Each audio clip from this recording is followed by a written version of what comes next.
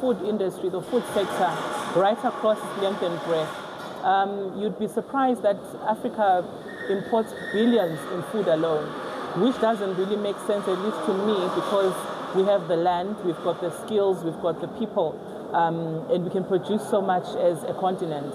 And so we like to believe that if we look at the things that we have excess of, or that we are able to produce as a country, we are then able to feed into different regional and continental value chains. And looking at our colleagues or our counterparts in different parts of the continent, there are things which they also produce that we will need. Remember, trade is a two-way street. It's giving and it's taking. So we need to build those relationships that actually make us be able to give and to take. So we've, like I mentioned earlier, we do have different surveys and scans which have shown us that there is potential for horticultural produce, for example, that is being produced here. I've mentioned the clusters as well. They are producing good volumes that can be traded across the continent. There's some countries like the DRC that don't really have a very well structured sort of agricultural sector, which for now, but they've got something that Zimbabwe wants. So in the interim, Zimbabwe can then supply them with what they don't have, and then we get what we want from them as well. We're also looking at agro-processing. We've got a lot of things in Zimbabwe which get rotten every agricultural season because there's probably no uptake on a local scale. But in their raw form, you will find that there tends to be a lot of competition for sales and the prices go down. But when we then speak about agro-processing and producing different things, think your chutneys, your sauces, your jams, and so many other different things that are byproducts from excess, you are gaining so much. You are helping the farmer stretch his season. You are putting money in the pocket of whoever is able to manufacture and develop what has been produced from the fields, and everybody sort of wins that way. So definitely in the horticulture, agro-processing space, there are opportunities there.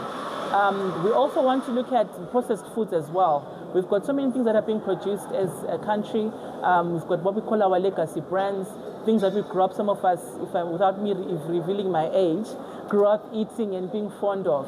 And we're so big right now as a country on heritage. We're saying these are a part of our heritage.